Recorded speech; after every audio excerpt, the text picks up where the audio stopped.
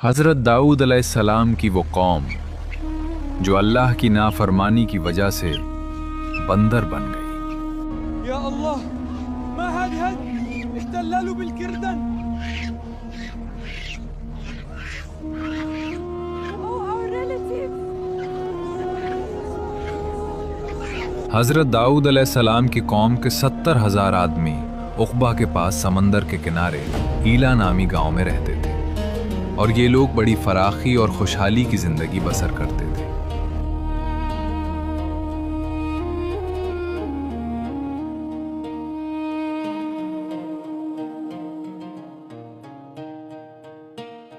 अल्लाह ताला ने उन लोगों का इस तरह इम्तिहान लिया कि हफ्ता के दिन मछली का शिकार उन लोगों पर हराम फरमा दिया और हफ्ते के बाकी दिनों में शिकार हलाल फरमा दिया।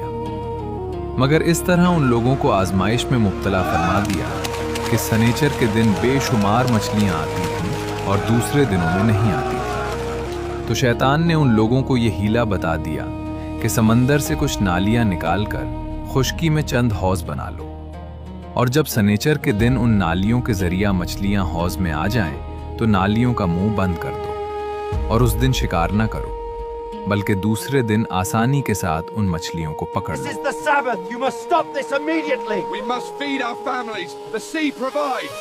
You mock the Most High. This catch is forbidden.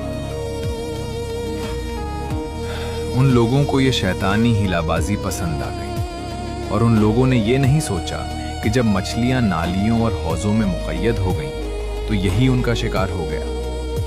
तो सनीचर ही के दिन शिकार करना पाया गया जो उनके लिए हराम था। इस मौके पर उन यहूदियों के 3 गिरोह हो गए। कुछ लोग ऐसे थे जो शिकार के उस शैतानी हीला से मना करते रहे और नाराज व बेजार होकर शिकार से बाज रहे, और कुछ लोग इस काम को दिल से बुरा जानकर खामोश रहे। दूसरों को मना न करते थे बल्कि मना करने वालों से ये कहते थे कि तुम लोग ऐसी कौम को क्यों नसीहत करते हो जिन्हें अल्लाह ताला हलाक करने वाला या सख्त सजा देने वाला है।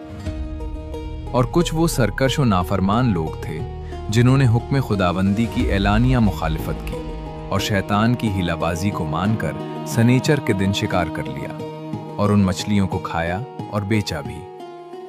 जब नाफरमानों ने मना करने के बावजूद शिकार कर लिया तो मना करने वाली जमात ने कहा कि अब हम इन मासियतकारों से कोई मेल मिलाप न रखेंगे। चुनाचे उन लोगों ने गांव को तकसीम करके दरमियान में एक दीवार बना ली और आमद और रफ्त का एक अलग दरवाज़ा भी बना लिया। हज़रत दाऊद अलैहिस्सलाम ने गज़बनाक होकर शिकार करने वालों पर लानत फरमा दी। इसका असर ये हुआ कि एक दिन खताकारों में से कोई बाहर नहीं निकला तो उन्हें देखने के लिए कुछ लोग दीवार पर चढ़ गए तो क्या देखा कि वो सब बंदरों की सूरत में मस्ख हो गए हैं।